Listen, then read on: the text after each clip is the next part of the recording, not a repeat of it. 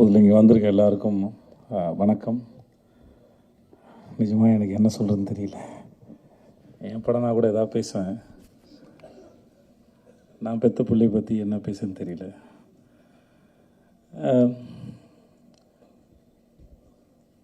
முதல்ல மாஸ்டர், உங்களுக்கு ரொம்ப நன்றி மாஸ்டர். இது எங்கே ஆரம்பிச்சதே தெரியல. 2019 எனக்கு கதை சொன்னார். அப்போது பண்ணுறா இருந்தது. அப்புறம் அது நடக்காமல் போயிடுச்சு. அப்புறம் ஒரு ஃப்ளைட்டில் மும்பையிலேருந்து வரும்போது 2 பேர் எதாச்சும் சந்தித்து பேச ஆரம்பித்தோம். ரொம்ப நாட்கள் சந்திச்சதுனால நான் என் குடும்ப புகைப்படங்கள்லாம் அவருக்கு காமிச்சிட்டு இருந்தேன். அவர் ஃபேமிலி ஃபோட்டோலாம் நாங்கள் பார்த்துருந்தோம். அப்புறம் ஜவான் ஷூட்டில் அவனை பார்த்தாப்புல. மகாராஜில் எனக்காக வந்து ஒர்க் பண்ணி கொடுங்கன்னு. எந்த இடத்துல அவனுக்கு பிடிச்சதுன்னு தெரியல. எனக்கு கதை சொல்லும்போது கதை ரொம்ப நல்லா இருந்தது. சரி, என் வீட்லேயும் அந்த வயசில் ஒரு பையன் இருக்கானே, இவர் சொல்லவே இல்லையே அப்படின்னு நினச்சேன். சரி, ஓகே அப்படின்னு விட்டு நான் அப்புறம் செட்டில் வச்சு தான் சொன்னார், உங்கள் பையன் கரெக்டாக இருப்பான்னு நினைக்கிறேன்னு.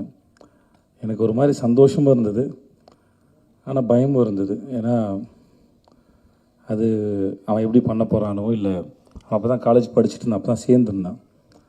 பட் எதுவாக இருந்தாலும் எனக்கு என் பையனுடைய முடிவுகளை அவனே எடுக்கணும்னு தான் நான் விரும்பினேன். நான் அது இன்னும் அவருக்கு ஒரு முறை 14 வயசு இருக்கும்போது சின்பாத் படம் அடிக்கும்போது இப்போ ஏர்போர்ட்டில் மற்ற இடங்களில் அவனையே பழக விட்டேன். அவனே வந்து சொன்னான், அப்போ நான் இன்னும் வளரலை, என்னை தனியாக விடாது அப்படின்னு அவனே வந்து என்கிட்ட சொன்னான். இல்லைடா, அது பழகிடும்னு நான் நினச்சேன். ஏன்னா எங்கள் அப்பா என்னை அப்படி தான் வளர்த்தாரு. ஸோ அதனால் அது ஹெரிடிட்டியாக வர ப்ராப்ளம் நினைக்கிறேன் நான். ஸோ இந்த விஷயத்தை அவனே ஹேண்டில் பண்ண தான் நினச்சேன். ஸோ அவனும் கதை கேட்டான், மாஸ்டர் சொன்னாங்க, ரொம்ப பிடிச்சிருக்குனாங்க. இப்படி தான் இது ஆரம்பித்தது. மற்றபடி அதுக்கப்புறம் நாங்கள் 2 பேர் எதுவும் படத்தை பற்றி பெருசாக பேசிக்கல. ஏன்னா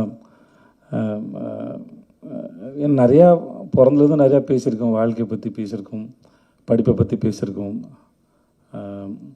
நிறையா பேசியிருக்கோம் 2 பேரும். நான், என் பொண்ணு, என் பொண்டாட்டி. சில சமயம் எங்கள் வீட்டில் உட்காந்து பேசுகிறது வந்து 1 மணி நேரம் கான்வர்சேஷனாக ஓடும்.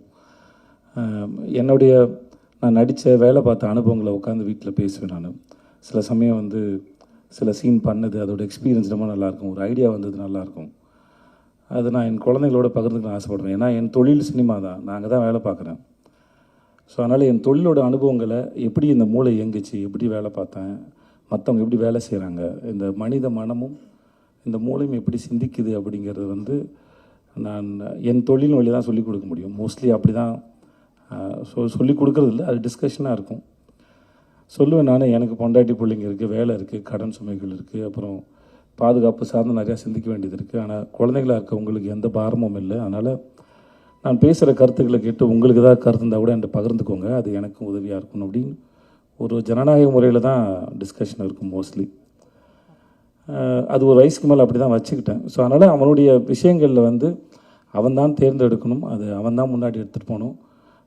பின்னாடியே வந்து எதையாவது சொல்லிக்கிட்டே இருந்து வளர்த்துக்கிட்டே இருக்கிறது இல்லை புள்ள. ஒரு ஸ்டேஜ் மேலே அதுவாக வளர்ந்துட்டு போகணும் தான் நினச்சேன். அதனால தான் அவனுடைய பூஜைக்கு வர்றதோ மற்ற எந்த விஷயங்களும் பெருசு தலையிடலை. ஷூட் நடக்கும்போது நான் போகல, ஒரே ஒரு முறை தான் போனேன். மாஸ்டர் அப்போது ஒரு விருது வாங்கினார்னு சொன்னாங்களே, ஆஸ்காருக்கு இனியாக ஒரு அந்த சமயத்தில் அவருக்கு வாழ்த்தலான்னு போனேன். அப்போ தான் ட்ரெய்லரே பார்த்தேன். மற்றபடி எப்படா போகுதுன்னு கேட்பேன், அப்பா நல்லா போகுதுப்பா அப்படின்னு ஒரு சண்டை காட்சியில் ஏற்பட்ட ஒரு அந்த குரல்லாம் மாறி இருக்கும். பட் அவன் அதை ரொம்ப என்ஜாய் பண்ணான். நீ என்ஜாய் பண்ணுறியாடான்னு கேட்டேன். நான் ரொம்ப என்ஜாய் பண்ணுறேன், அவ்வளோதான் தேவை வழியே. மற்றபடி எனக்கு அவனுக்கான விஷயங்கள் அவனால் தேர்ந்தெடுக்க முடியும், அவன் முன்னாடி பார்த்துப்பான்னு தெரியும். அவன் ஒரு அடாப்டபிள் தான், மாற்றிக்கூடிய ஆள் தான், தன்னுடைய தவறுகளை செல்ஃப் அனலைஸ் பண்ணக்கூடிய ஒரு ஆள் தான். ஸோ அது அவனுக்கு இருக்கும்போது அவன் பொழைச்சிப்பாங்கிற நம்பிக்கை எனக்கு எப்பவுமே இருந்தது. அதனால் எனக்கு எந்த கவலையும் பயமும் இருந்ததில்லை. செய்திகளை உடனுக்குடன் தெரிந்து கொள்ள கீழ்கண்ட கேபிள் மற்றும் டிடிஹெச் நெட்வொர்க்குகளில் எம்நாடு செய்தி தொலைக்காட்சியை காணுங்கள். பாதகம் செய்பவரை கண்டால் நாம் பயம் கொள்ளலாகாது பாப்பா. மோதி மிதித்து விடு பாப்பா, அவர் முகத்தில் உமிழ்ந்து விடு பாப்பா. அண்மை செய்திகளை உடனுக்குடன் தெரிந்து கொள்ள இணைந்திருங்கள் எம்நாடு தொலைக்காட்சியுடன்.